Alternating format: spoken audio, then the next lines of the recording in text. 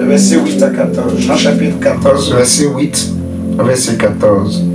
Donc, ici, la Bible nous dit que Philippe lui dit, Seigneur, montre-nous le Père et nous serons satisfaits. Dans la version Louis II, il est dit, et cela nous suffit. Montre-nous le Père. Montre-nous le Père, cela nous suffit. Et nous serons satisfaits. Et ce qui va nous amener à réfléchir ce soir, à méditer ce soir, à prier ce soir, à nous remettre en question, à remettre notre foi en Dieu, notre croyance, notre vie chrétienne, notre communion, notre relation avec Dieu en question ce soir. C'est ce que Jésus va dire au verset 9.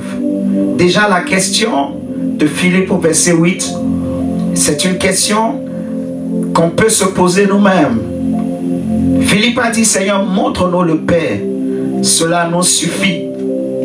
Nous, ce que nous voulons, ce n'est pas toi, Jésus.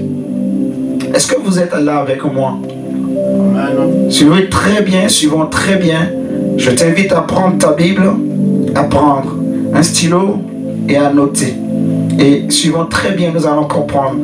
Dieu va nous aider à grandir ce soir encore, à prier davantage, à nous rapprocher davantage de la personne de Christ. Parce que c'est une question qui est vraiment importante. C'est quelque chose que nous avons comme comportement, mais que Philippe, lui, il a eu le courage de poser à Jésus comme question. Il dit, Seigneur, montre-nous le Père, cela nous suffit. Donc, c'est comme si une femme dit à son mari, chérie, montre-moi encore toi. Montre-moi encore toi. Vous allez bien me comprendre. Donc, Jésus, c'est comme si le Jésus qui était là en face d'eux ne suffisait pas. Il voulait un autre Jésus. C'est pour cela que le Seigneur va dire au verset 9 que il a dit, Jésus lui répondit, il y a si longtemps que je suis avec vous et tu ne me connais pas encore, Philippe. Tu ne me connais pas encore, Philippe. Celui qui m'a vu a vu le Père. Pourquoi donc dis-tu, montre-nous le Père? Je peux déjà m'arrêter là d'abord. Donc, vous voyez bien la réponse du Seigneur Jésus. Il dit, il y a si longtemps que je suis avec vous. Donc, tu marches avec moi, Philippe. Tu me vois, tu manges avec moi, mais tu ne me connais pas encore. Tu ne sais pas qui je suis réellement. Et donc, cela nous amène à nous poser la question nous-mêmes. C'est la question que le Saint-Esprit me demande de demander à chacun ce soir. Est-ce que tu connais réellement le Christ? Ou bien tu cherches un autre Jésus? Alléluia. Est-ce que le Jésus que tu lis dans la Bible, ce Jésus-là te suffit? Ou ce Jésus-là ne te suffit pas et tu cherches un autre Jésus? Est-ce que tu cherches le Jésus des réseaux sociaux? Le Jésus des bling-bling? Le Jésus high-tech? Le Jésus intellectuel? Quel Jésus tu cherches? Est-ce que tu veux te contenter du seul et unique Jésus? Parce qu'il n'y a pas deux Jésus. Il n'y a pas deux évangiles.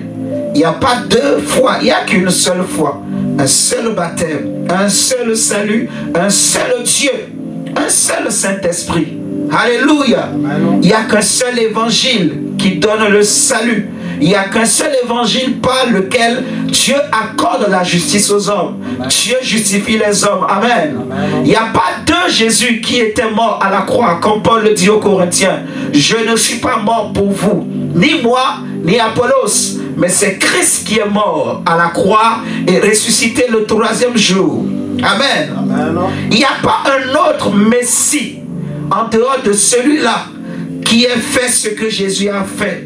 Nous allons voir par la suite que le Seigneur ira jusqu'à dire aux disciples que si vous avez du mal à croire ce que je suis, croyez au moins, du moins à cause des œuvres. Il va leur dire que ce que je vous dis, les paroles que je vous annonce, cela ne vient pas de moi. Et les œuvres que vous voyez que je fais, ce n'est pas moi, mais c'est le Père qui est en moi qui parle et qui agit. Donc, waouh, c'est fort. Nous disons souvent que il ne faut pas suivre les œuvres ou les miracles. Mais lorsqu'on entre dans le domaine de l'Esprit, dans le domaine du Père, et les œuvres et les paroles du Père sont suffisantes pour attester de lui. Vous allez bien comprendre ce que je veux dire. Quel Jésus tu veux? Le vrai ou tu veux un autre?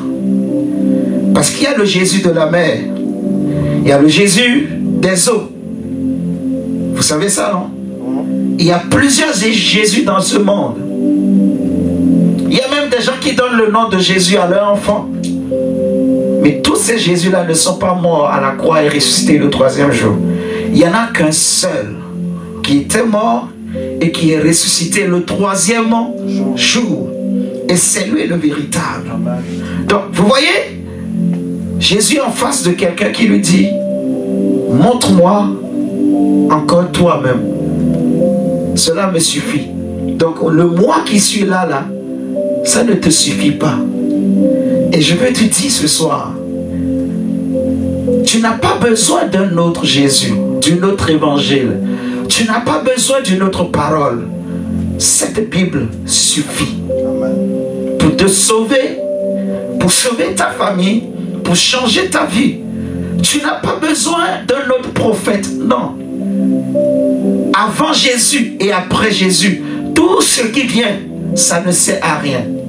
C'est pour cela la parole de Dieu dira en parlant de Jésus qu'il est la pierre angulaire qu'ont rejeté ceux qui bâtissaient et qui est devenu la principale de l'angle. Suis-moi très bien.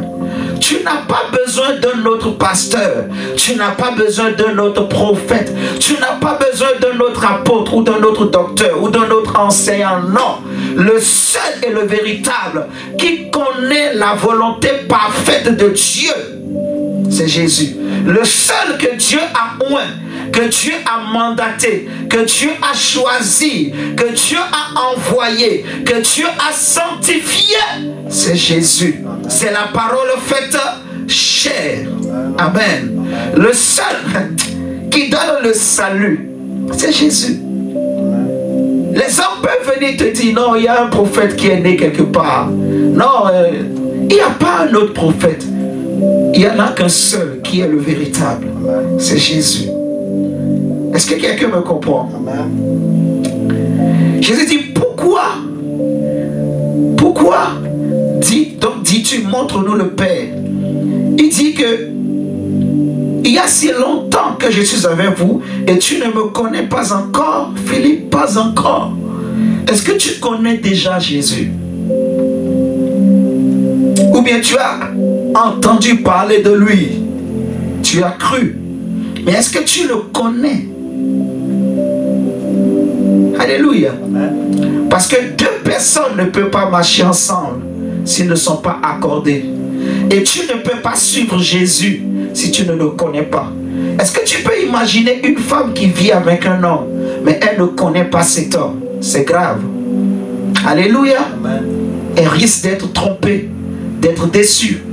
Quand cet homme va ramener une autre femme à la maison, est-ce que tu peux imaginer un homme qui suit une femme, mais il n'a pas pris le temps de chercher à la connaître, qui elle est réellement? Si tu prends une telle femme à la maison, tu seras surpris quand tu vas découvrir qui elle est réellement, quel est son caractère, son passé. Alléluia. Amen.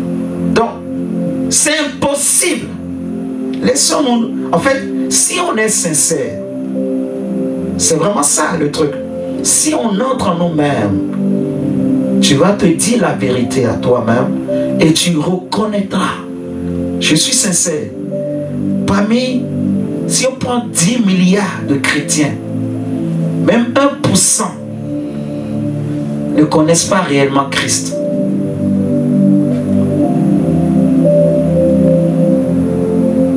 C'est fort, hein, ce que je suis en train de dire.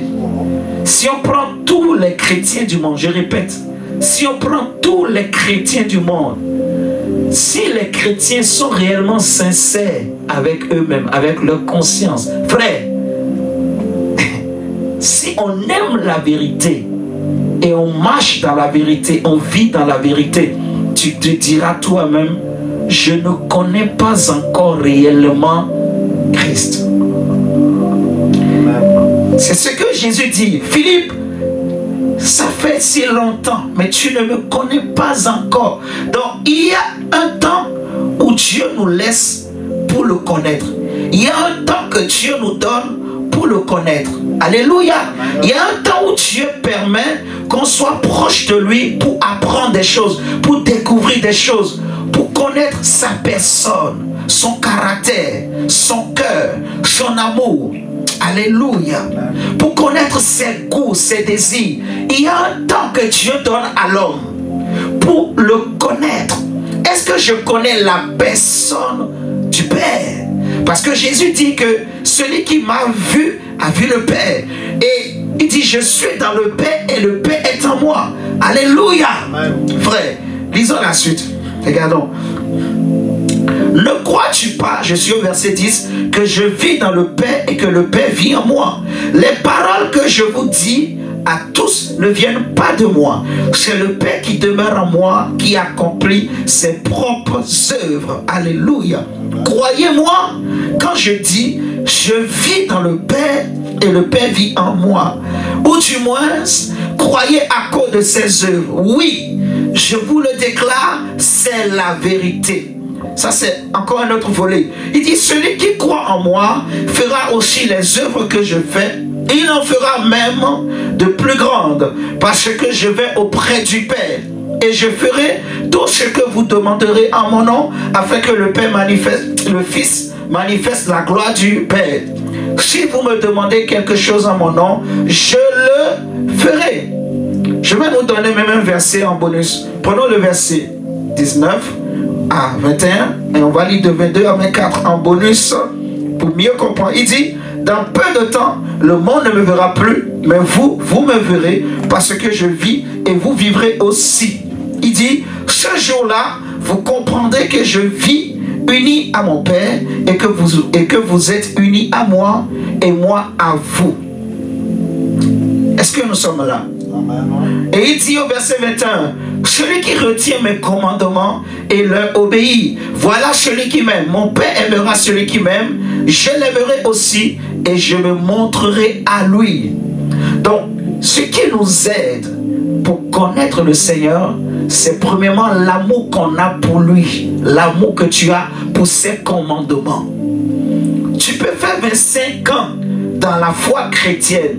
Si tu n'as pas un amour authentique, un désir authentique et réel pour la parole de Dieu, si jusqu'à aujourd'hui tu n'as pas encore compris en fait la place et l'importance de la parole de Dieu dans ta vie, tu n'as pas encore connu Christ. Alléluia. Parce que Jésus dit que celui qui garde mes commandements et leur obéit, c'est celui-là qui m'aime. Et c'est celui qui m'aime qui sera aimé de moi et de mon Père. Et la suite, il va dire que je me montrerai à lui, je me révélerai à lui. Donc celui qui m'aime me connaîtra réellement. Donc je veux dire quelque chose de dangereux, mais c'est fort. On va dire que au moment où Philippe posait la question à Jésus, on pourra dire, cela veut dire que l'amour de Philippe pour le Seigneur était à désirer à ces temps-là. Philippe voyait tous les jours Jésus, mais lui dans son cœur, il voulait le Père. Il voulait le Père. Donc, excusez-moi de le dire, mais c'est fort ce que je suis en train de dire. C'est comme si il ne considérait pas la personne qui était devant lui. Pourtant, il a vu le caractère, il a vu le charisme, il a vu l'amour de cette personne, il a vu les paroles que cet homme sortait. En fait, c'est des paroles qu'aucun prophète n'a pu sortir, aucun homme. Même les centeniers ont dit, ou les chanteurs diront que jamais homme n'a parlé comme cet homme. Paul, je dis Paul, Pierre plutôt dira en reconnaissant que toi tu es le Messie, tu as les paroles de la vie éternelle. Donc Philippe a vu depuis le début toutes ces choses. Mais à la fin, il dit Jésus, montre-nous le Père, cela nous suffit. Alléluia. Est-ce que vous êtes là avec moi? Montre-nous le Père, cela nous suffit. Mais vous allez voir par la suite que quand Jésus va parler, il a compris son erreur et il a changé. Suivons très bien. Jésus leur dit, celui qui m'aime, verset Jude, on va lire verset 22, il dit, non pas Jude, on dit Jude, non pas Judas Iscariote, lui dit, Seigneur, comment se fait-il que tu doives te montrer à nous et non au monde? Ça c'est une belle question. Parce que Jésus dit, comme on a lu au verset 21, je me montrerai à qui? À celui qui m'aime. Amen, amen. Je me montrerai à celui qui m'aime. Entre le verset 15 et le verset 16 par là, il va dire que je prierai le Père de vous envoyer un consolateur. Vous voyez, il va dire que l'esprit de vérité que le monde ne peut recevoir parce qu'ils ne le connaissent pas et ils ne peuvent le voir. Mais vous, vous le connaissez et il est avec vous et il sera en vous. Suivons très très bien. Donc Jésus dit que le monde ne peut pas me recevoir. Je ne peux pas me montrer au monde. Suivons très bien. Vous allez voir qui est le Père en fait. Pourquoi Jésus dit que celui qui m'a vu a vu le Père? C'est pour cela, c'est important. Avec quel yeux tu regardes Jésus? Quand on te parle de la parole de Dieu, quand on nous parle de Jésus, est-ce que nous réalisons, est-ce que nous connaissons réellement Christ? Et j'ai réalisé, frère, même pas 1% connaissent réellement Christ. C'est fort, hein? Ça fait trembler. Connaître Christ. Connaître. En fait, si tu connais Christ, tu as connu le Père. Celui qui connaît réellement Jésus, il sait qui est Dieu. Et si tu sais qui est Dieu, tu sauras ce que je vais dire tout à l'heure. Donc, si nous continuons notre lecture, comment se fait-il que tu doives te montrer à nous et non au monde? Jésus lui répondit, celui qui m'aime obéira à ce que je dis. Mon Père l'aimera, nous viendrons à lui, mon Père et moi, et nous habiterons chez lui. Amen. Celui qui ne m'aime pas n'obéit pas à mes commandements. Et qui est celui qui n'aime pas Jésus? C'est le monde. C'est l'esprit du monde. C'est l'esprit de l'antéchrist. Alléluia. Est-ce que vous me suivez? C'est pour cela que Jésus dit, je ne peux pas me montrer à tout le monde. Je ne me laisse pas connaître par tout le monde. Je ne me laisse pas voir par tout le monde. Non, ce n'est pas celui qui veut qui peut me voir. Ce n'est pas tous les chrétiens, par exemple, qui peuvent me connaître. Non. Il ne suffit pas seulement de devenir chrétien pour connaître Jésus. Est-ce que vous me suivez ce soir? Il faut l'aimer. Il faut aimer la personne de Dieu. Et tu connaîtras réellement Christ. Tu connaîtras réellement Dieu. Regardons la suite. Parce qu'il y a encore beaucoup de choses à partager. Le verset. Jésus dit, celui qui ne m'aime pas n'obéit pas à mes paroles. Ce que vous m'entendez dire ne vient pas de moi, mais de mon Père qui m'a envoyé. Je vous ai dit cela pendant que je suis encore avec vous. Amen. Je peux déjà m'arrêter là. Donc, Jésus, il montre à ses disciples que lui et le Père, ils sont un. Amen. Jésus dit que moi et le Père, nous sommes un. Et remarquez, il va dire que les paroles, ces paroles que l'apôtre Pierre va qualifier de paroles de vie, Jésus dit que ce n'est pas mes paroles, ce n'est pas moi qui parle, mais c'est le Père qui est en moi qui parle. Or, nous savons que dans 2 Pierre chapitre 1, le verset 19 à 21 nous dit ceci, regardons. On dit, c'est poussé par le Saint-Esprit que les hommes ont parlé. Donc celui qui inspirait les prophètes, celui qui inspire les hommes pour parler au nom de Dieu, de la part de Dieu, c'est Dieu, Esprit. Jésus dit dans Jean 4 que Dieu est esprit. Et il faut que ceux qui l'adorent, l'adorent en esprit et en vérité. Amen, amen. Paul va dire que personne ne peut dire que Jésus-Christ est Seigneur si ce n'est que par l'esprit. Amen. Donc l'esprit qui élève Jésus, qui élève Dieu, c'est l'esprit de Dieu. C'est le Saint-Esprit de Dieu. Maintenant, quand Jésus parlait du Père, il voulait parler de qui? Dans 2 Pierre 1, le verset 19, verset 19 à 21, on dit: ainsi, nous nous fions encore plus au message des prophètes. Vous pouvez même lire le verset 19. Moi, je vais lire seulement le verset 21, s'il nous plaît. On dit: car aucune prophétie n'est jamais issue de la seule volonté humaine, mais c'est parce que le Saint-Esprit les poussait que des hommes ont parlé de la part de Dieu. Amen.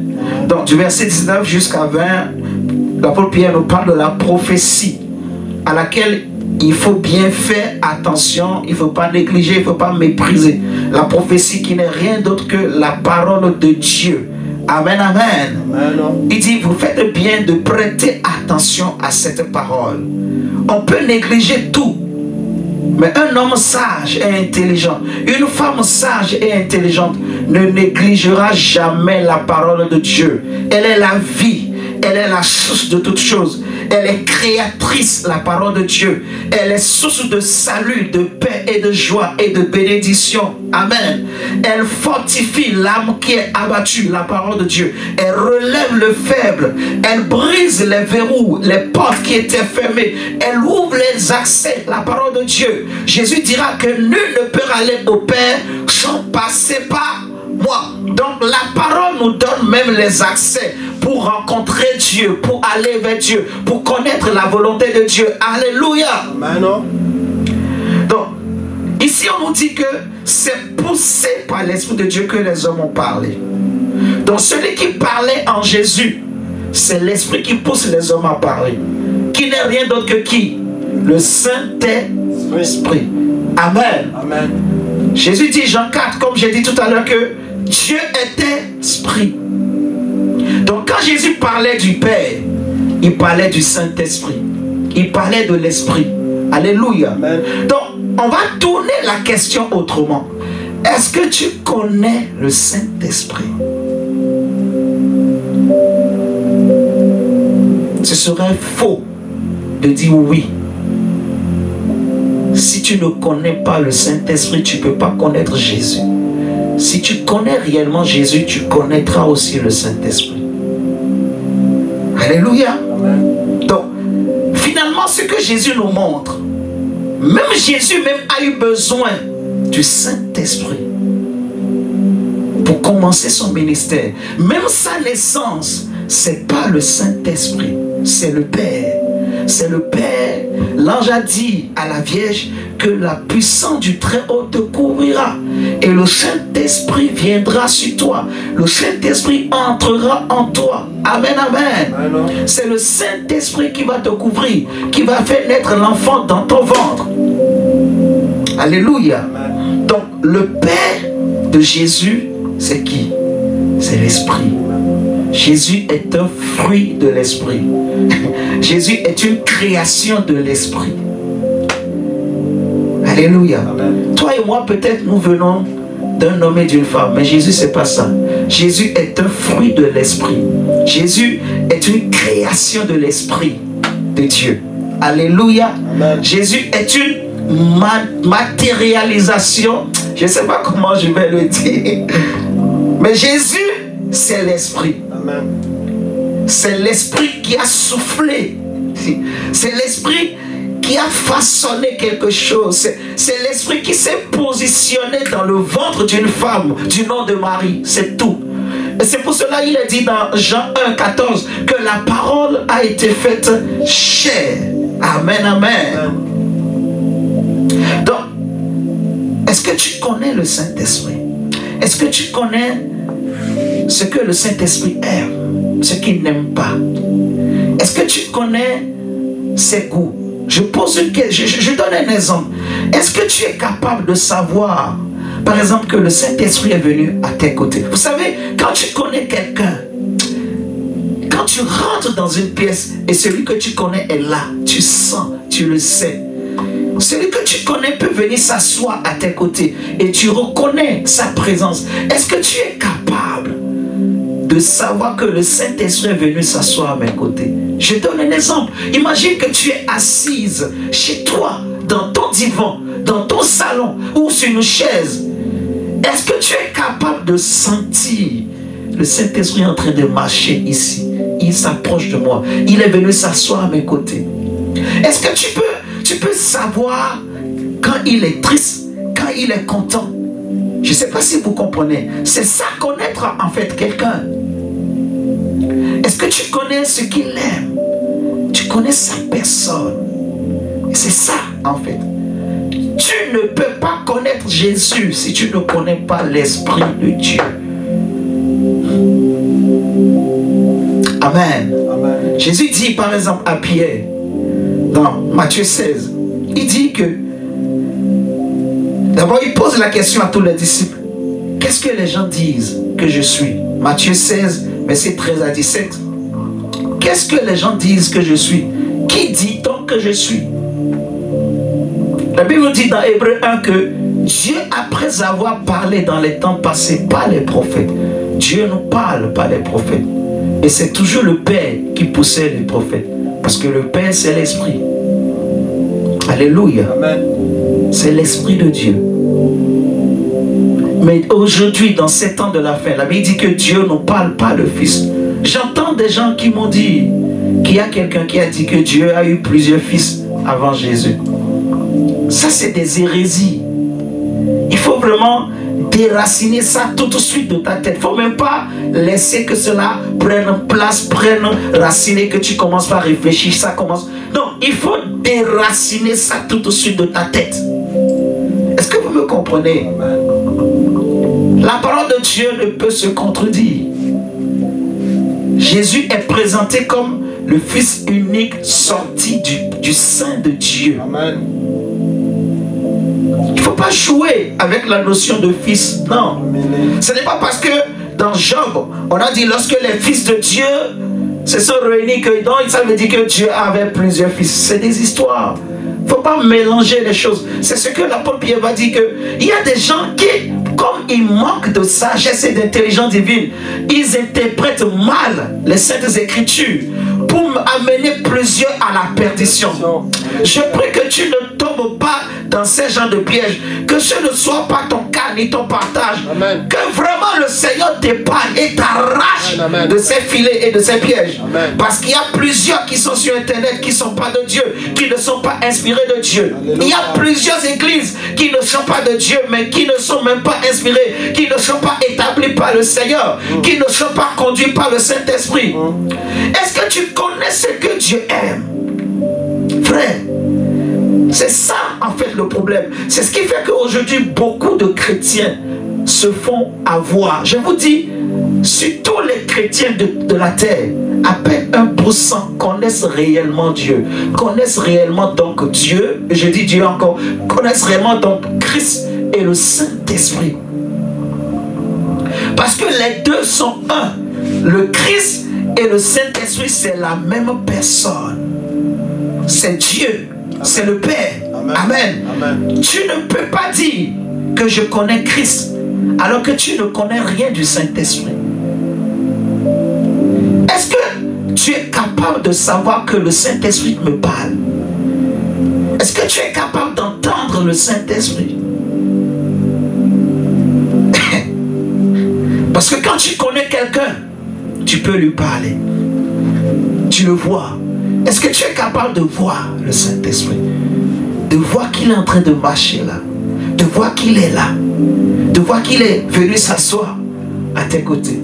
De voir qu'il t'appelle. Mon frère et soeur, Jésus dit, que dit-on que je suis? Les disciples ont dit, certains disent, tu es un prophète. Ah, tu es ceci, tu es Jean-Baptiste. Et dit, vous. Pierre dit, tu es le Christ, le Messie, l'envoyé de Dieu. Jésus dit, ce n'est ni la chair et le sang Donc ce n'est pas la chair et le sang, ce n'est pas les diplômes, ce n'est pas les hommes qui peuvent te révéler Christ. Amen. Non. Amen. Non. Non, non, non. Amen, amen, amen, amen. Non. Si Dieu, donc si l'Esprit ne t'ouvre pas l'intelligence, ne te fait pas grâce, tu ne connaîtras jamais qui est réellement Jésus. C'est comme ça que beaucoup se font avoir.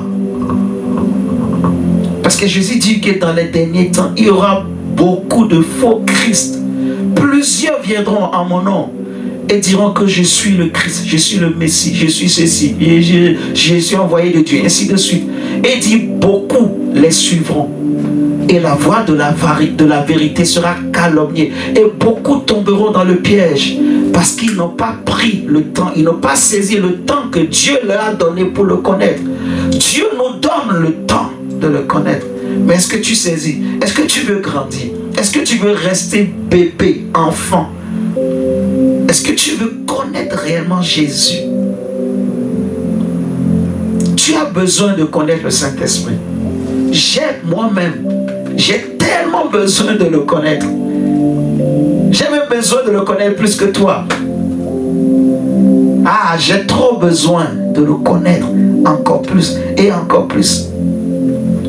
Regardons avec moi Éphésiens 4, le verset 30. On nous dit, n'attristez pas le Saint-Esprit.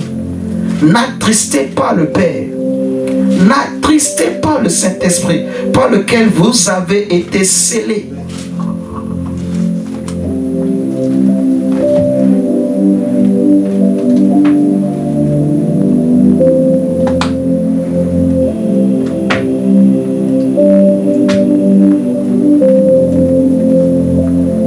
C'est fort, hein? Mes frères. Donc, en fait, Jésus nous ouvre les yeux pour comprendre que Dieu est une personne. Dieu est une personne. Tu ne le vois pas avec les yeux physiques. C'est quand ta conscience s'ouvre, se réveille, est sanctifiée, quand tu ne penses plus négative, quand tu ne penses plus en mal, quand tu ne penses plus selon ce monde, quand tu as renouvelé tes pensées, quand tu as renouvelé ton esprit et tu utilises un autre système de pensée, tu ne penses plus comme le monde. Quand tu utilises une nouvelle intelligence, quand ton intelligence est renouvelée et que tu as reçu la parole de Dieu dans ton cœur,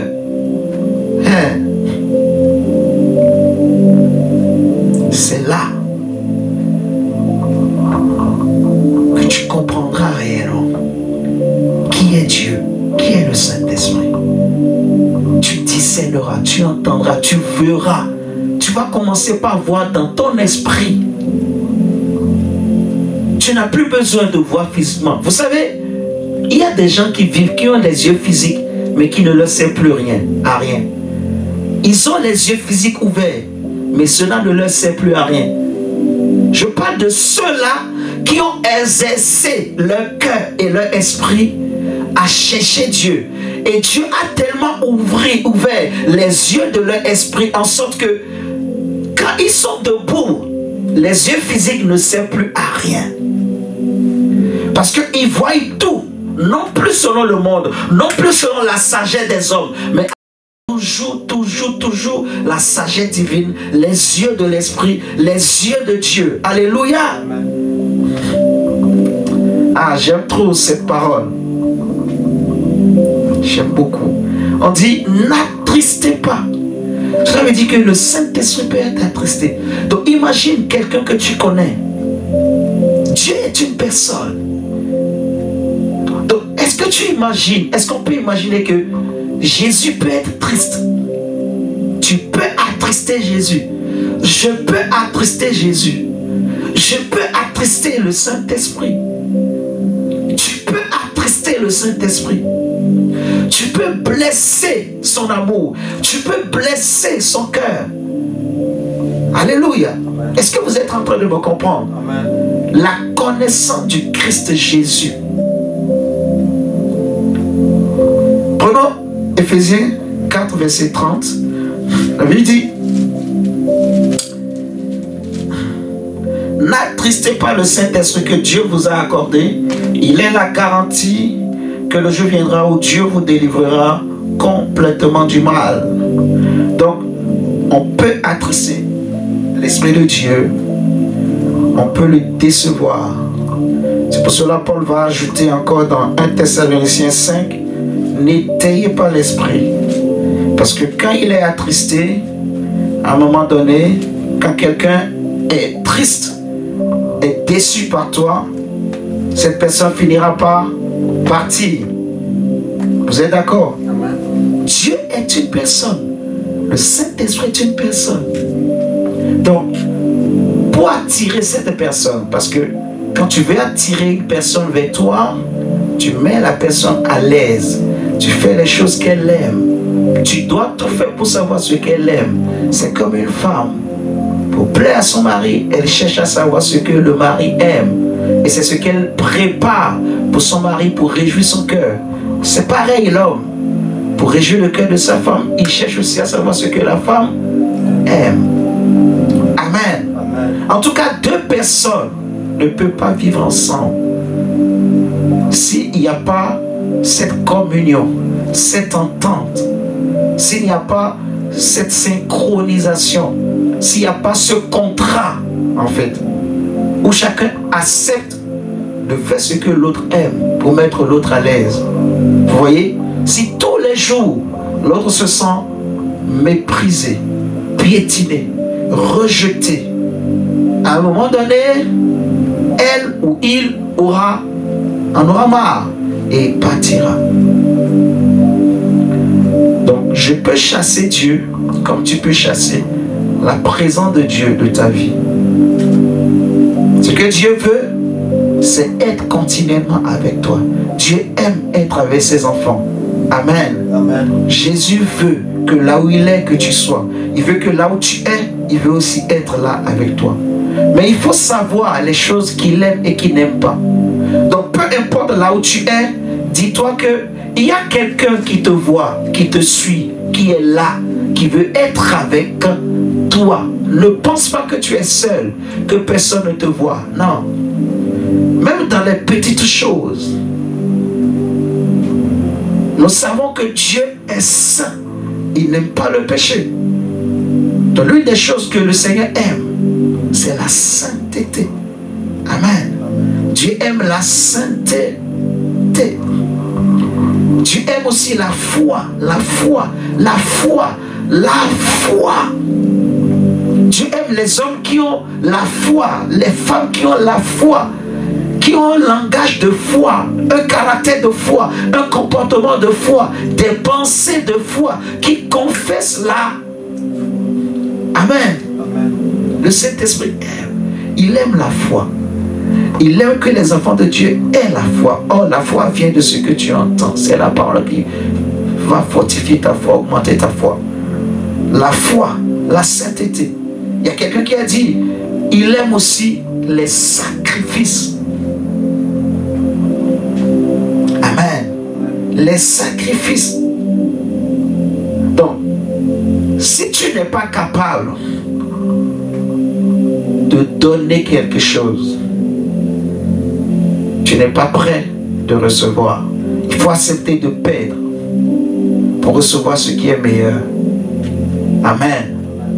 C'est très important. Regardez, 1 Thessaloniciens 5, comme je dis. Jésus.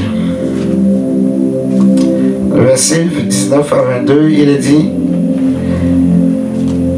ne faites pas obstacle à l'action du Saint-Esprit. Ne méprisez pas les messages inspirés, mais examinez toutes choses. Retenez ce qui est bon et gardez-vous de toute forme de mal. Vous voyez? Donc, Dieu veut qu'on le connaisse. La Bible nous dira dans Osée 6, 3, si j'ai bonne mémoire, connaissons et cherchons à connaître l'Éternel, car sa venue est aussi certaine que celle de l'aurore. Prenons Osée. Osée. Le Seigneur veut que tu le connaisses.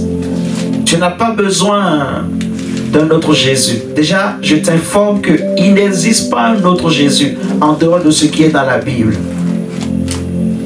Que tu connaisses le Père, que tu connaisses le Christ, que tu connaisses le Saint-Esprit, tu connais Dieu. Alléluia. Donc, ne te laisse pas embobiner, ne te laisse pas tenter même de tendre tes oreilles pour écouter des histoires. Quelqu'un vient te parler des religions, quelqu'un vient te parler d'expériences spirituelles, des anges, des choses comme ça. Niet, ne te hasarde même pas à écouter tout cela. La vraie lumière, la vraie connaissance, le vrai salut ne se trouve qu'en Jésus. Tout. La Bible dit, qu'en lui habite corporellement toute la plénitude de la divinité. Amen.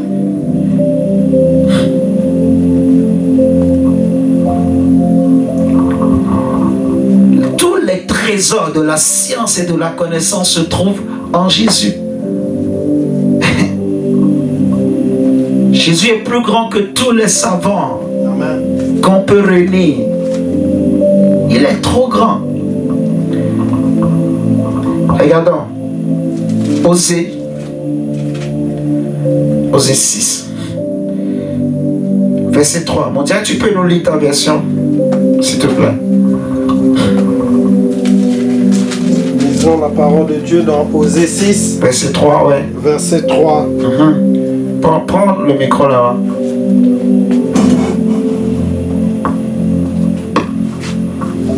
Lisons la parole de Dieu dans Osée 6, le verset 3.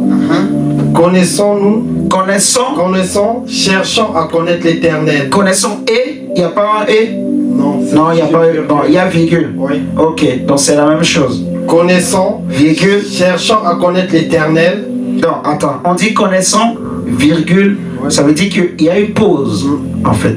Ce n'est pas un enchaînement. Connaissons. C'est comme si quelqu'un qui a déjà une certaine connaissance, c'est la même chose, comme ce qui est dit dans Apocalypse 22 ou 21 par là, que celui qui est saint se sanctifie encore. Seul celui qui est saint peut se sanctifier. Je l'ai déjà dit. Donc, quand on prie, on dit Seigneur, sanctifie-nous, sanctifie-nous. Si tu n'es pas déjà sanctifié, tu ne peux pas être sanctifié. Si tu ne crois pas déjà, tu n'as pas la foi, tu n'as pas la connaissance comme quoi tu es un saint, tu ne pourras pas te sanctifier. Je ne sais pas si vous le comprenez. Si tu es un chrétien, mais qui lutte toujours avec un certain type de péché, tu luttes toujours avec le péché. Toi, tu passes toujours ton temps à demander pardon, Seigneur, pardonne, pardonne. Tous les jours, tu demandes pardon pour les mêmes péchés. Cela veut dire que tu n'as pas encore la conscience du pardon de Dieu. Tu as toujours la conscience du péché.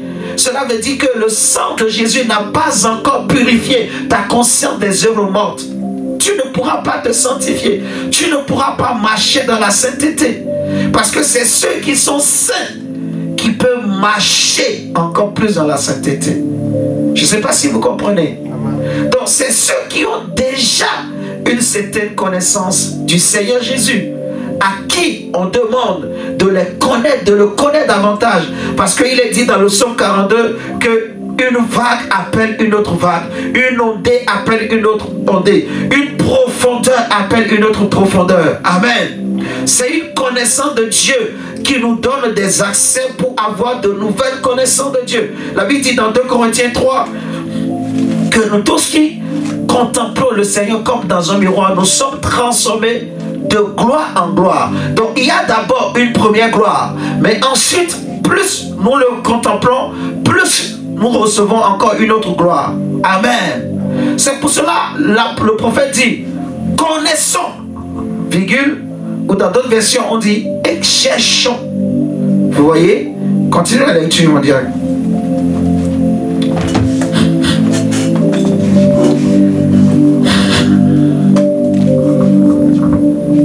Connaissons, cherchons à connaître l'Éternel. Cherchons à connaître l'Éternel. Sa venue est aussi certaine que celle de l'aurore. Alléluia. Amen. Sa venue est aussi certaine. certaines que celles de nos... Oh. Alléluia. Il viendra pour nous comme la pluie du printemps qui arrose la terre. Amen. On peut déjà s'arrêter là. Donc on dit connaissons, virgule, cherchons. Cherchons. Donc il y a une démarche. C'est ça le sacrifice. Cherchons à connaître. Nous devons nous soucier de connaître la personne du Saint-Esprit. En fait, connaître Dieu, c'est connaître l'Esprit qui est Dieu. Parce que Dieu est un esprit. Connaître Dieu, c'est connaître l'Esprit là. Alléluia. Dans chaque famille de cette terre, il y a un esprit. Et plusieurs d'entre nous, indirectement ou consciemment ou inconsciemment, on connaît ces esprits. Je vais même aller encore loin. Dans ce monde, il y a des esprits. Dans chaque pays, il y a des esprits. Au Congo, il y a un esprit. Les Congolais sont animés par un esprit. Les Béninois sont animés par un esprit. Les Français sont animés par un esprit. Les Chinois sont animés par un esprit. Je ne sais pas si vous me comprenez. Amen. Et c'est cet esprit qui leur donne le caractère qu'ils ont plutôt. C'est cet esprit qui leur donne tout ce qui les caractérise. C'est l'esprit qui les anime. C'est l'esprit qui les inspire. C'est l'esprit qui les possède. C'est l'esprit qui les conduit. La soif des Français, les choses derrière lesquelles les Français courent, le peuple français court, ce n'est pas la même chose. Le peuple français a soif de quelque chose, mais ce n'est pas la même chose dont le peuple béninois, par exemple, a soif. Vous voyez ce que je dis? Le peuple béninois peut avoir soif de manger. On a faim. On ne veut plus de chômage. Je donne des exemples comme ça. Mais la France, eux, ils ont soif de autre chose. La Bible dit dans 1 Corinthiens 3 que les Juifs, eux, leur soif, c'était les miracles. Ils cherchaient les miracles. Mais les Grecs, c'était la sagesse. Eux, ils ont soif de beaucoup de sagesse. Beaucoup de sagesse. Donc, ils passaient leur temps, les Grecs, à écouter les nouvelles. Parce qu'ils veulent apprendre, ils veulent connaître beaucoup, ils veulent avoir beaucoup de sagesse. Donc ça, quand quelqu'un vient et il commence par dire des choses un peu bizarres, un peu sages là, eux tous ils courent. Ils ont même des lieux qu'on appelle aéropages, où ils viennent s'asseoir, juste pour écouter. Les gens leur raconter des histoires, des contes de fées. Donc c'est ça leur soif, c'est la sagesse. Pour les Juifs, c'est les miracles. Tu vois? Mais toi, tu dois savoir que l'esprit qui t'anime désormais, l'esprit de ton royaume, le royaume auquel tu appartiens désormais, en donnant ta vie à Christ, c'est l'esprit de Dieu. Amen. Et tu dois maintenant être assoiffé de cet esprit-là, en fait. Alléluia. Tu dois chercher à connaître cet esprit. Pas l'esprit béninois, pas l'esprit français, pas l'esprit chinois. Non, c'est pas ça. C'est l'esprit de Dieu qu'il faut chercher à connaître, à le connaître, à le connaître, à le connaître. Donc on dit connaissons, virgule, cherchons à connaître l'Éternel, car sa venue est aussi certaine. Dieu se laisse trouver par ceux qui le cherchent. Je répète, Dieu se laisse trouver par ceux qui le cherchent. Il dit dans Jérémie 29, vous me chercherez et je me laisserai trouver si vous me cherchez de tout votre cœur. Et on a lu tout à l'heure, Jean 14, Jésus dit, je me montrerai à celui qui garde mes commandements et obéit. Parce que c'est celui qui garde et obéit qui m'aime. Amen. Il dit, si quelqu'un m'aime, mon Père aussi l'aimera. Moi aussi je l'aimerai. Et nous viendrons faire notre demeure chez lui. Habiter chez lui. Donc il nous connaîtra. Il connaîtra qui est Christ. Il connaîtra qui est le Père. Il connaîtra qui est le Saint-Esprit. En gros, il connaîtra Dieu. Parce que et le Père, et le Christ, et le Saint-Esprit, c'est Dieu. C'est ce qu'on appelle Dieu. C'est la divinité. Et Dieu est une personne. Amen. Amen. Mon frère, c'est pour cela, pour terminer, parce qu'on va terminer bientôt, je vais ajouter ceci. En fait, Il y a plusieurs expériences dans ce monde que les gens peuvent avoir. Mais laissez-moi vous dire ce soir que Dieu n'est pas dans les grandes choses, dans les bling-bling. Non. On le voit avec le prophète Élie dans 1 Roi 19, versets 9 à 14. Quand le prophète Élie, après avoir mangé la nourriture que l'ange lui avait donnée, la Bible dit, il va marcher pendant 40 jours et 40 nuits. Il est arrivé à la montagne d'Horeb. Quand il arrive là-bas, regardons, prenons ce texte. Dieu n'était pas dans le feu. Dieu n'était pas dans 1 Roi 19. Le verset, j'ai écrit 9 à 14, mais je ne vais peut-être pas tout lire. Je vais vous laisser lire le reste chez vous. 1 Roi chapitre 19, verset 9. Ok. Arrivé à l'Horeb, Élie entra dans une caverne où il passa la nuit. Alors le Seigneur lui adressa la parole. Pourquoi es-tu ici, Élie? Il répondit, Seigneur, Dieu de l'univers, je t'aime tellement que je ne peux plus supporter la façon d'agir des Israélites. En effet, ils ont rompu ton alliance, ils ont démoli tes autels, ils ont tué tes prophètes. Je suis resté moi seul et cherche à m'ôter la vie. Sors, lui dit le Seigneur, tu te tiendras sur la montagne devant moi, je vais passer. Regardez, il dit je vais passer. Maintenant la Bible dit, Élie connaissait déjà le Seigneur en ce temps-là. Est-ce que vous me suivez? Il avait déjà eu certaine expérience avec Dieu, une certaine connaissance de qui est Dieu. Élie était utilisé par le Seigneur. Mais là, Dieu veut encore lui donner une autre connaissance de Dieu. Le Dieu que Élie connaissait, c'était le Dieu qui répondait par le feu. Suivez très bien. C'était le Dieu bouillant. Comme le Seigneur va dire à Moïse, je me suis révélé à Abraham comme étant El Shaddai, l'Éternel des armées, le Dieu tout-puissant. Vous me suivez ce soir? Mais il s'est révélé à Moïse comme étant celui qui s'appelle Je suis l'Éternel. Amen, amen. Donc, ici, Élie avait déjà une autre connaissance de Dieu. Si Élie était dérangé spirituellement dans sa tête, s'il était dérangé mentalement, s'il n'était pas posé, il n'allait pas reconnaître Dieu. Il allait sortir au moment où il ne fallait pas sortir. Il allait suivre autre chose qui n'est pas Dieu. C'est pour cela, mon frère, ma soeur, Dieu n'est pas dans des choses compliquées. Ce n'est pas parce que toutes les églises brillent, ou je dirais ce n'est pas les églises qui brillent, qui ont Dieu. Non. Il faut sortir de cette image-là. Est-ce que vous me suivez ce soir? Il faut lire ta Bible. Et laisse-toi conduire par ta Bible. Ne te laisse pas embobiner. Regardez. On dit, Dieu lui dit, sors. Donc je vais passer. C'est le temps que je te donne pour me connaître. C'est l'expérience que Élie a eue. Alors on dit, aussitôt un grand vent souffla, avec une violence telle qu'il fendait les montagnes et brisait les rochers devant le Seigneur.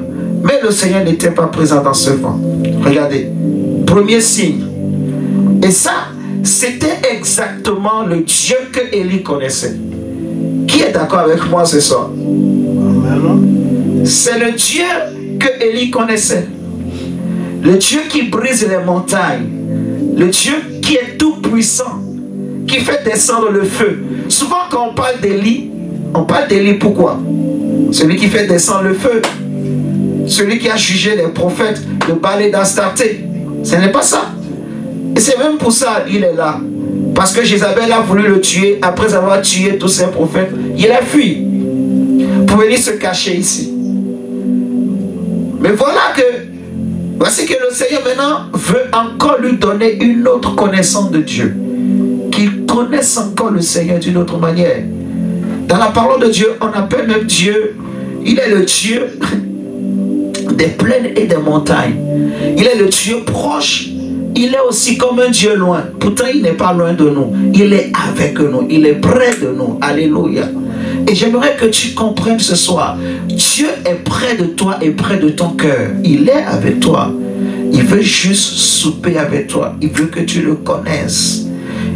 Premièrement, le ténèbre n'était pas dans ce vent. On dit après le vent, il y eut un tremblement de terre. Mais le Seigneur n'était pas présent dans le tremblement. Imaginez que Élie était sorti et il a suivi le vent. Il a suivi le tremblement de terre. On dit après le tremblement de terre, il y eut un feu. Ça c'est le Dieu d'Élie. Ça c'est le Dieu d'Élie. Il y a un feu. N'est-ce pas le feu qui descend quand Élie prie? Imagine que Élie était sorti. Pourtant Dieu n'était pas là. Dieu n'est pas là.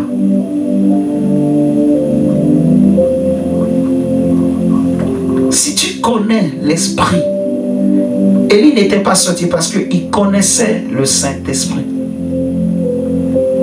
Il connaissait le Saint-Esprit. Il avait un autre signe. Je vais dire la vérité. Il avait un autre signe. En dehors du feu, en dehors du vent, en dehors des tornades ou des tourbillons, qui lui permettait de distinguer Dieu, de reconnaître la présence de Dieu, de savoir que là, c'est mon maître qui marche, c'est mon maître qui est venu s'asseoir, c'est mon maître qui est en train de parler. Élie avait un autre signe. C'est comme un mari et une femme. Parfois, ils ont des mots. Quand ils veulent parler en public, ils ne veulent pas que les gens les comprennent. Ils ont des langages. Moi, je me rappelle, mes parents, quand ils ne voulaient pas qu'on comprenne ce qu'ils disent, ils parlent en minant.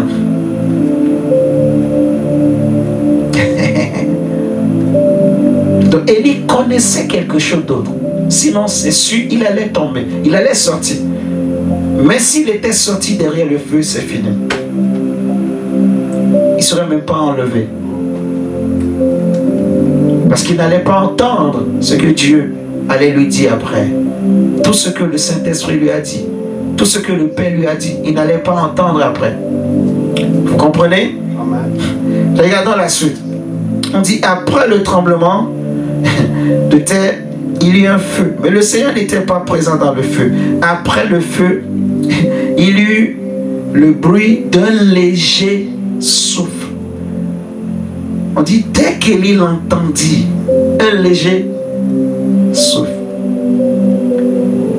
Un léger souffle. Un doux murmure. Dès qu'Élie l'entendit, il se couvrit le visage avec son manteau. Il sortit de la caverne et se tint devant l'entrée. Tu sais ça? Élie n'avait plus besoin de feu.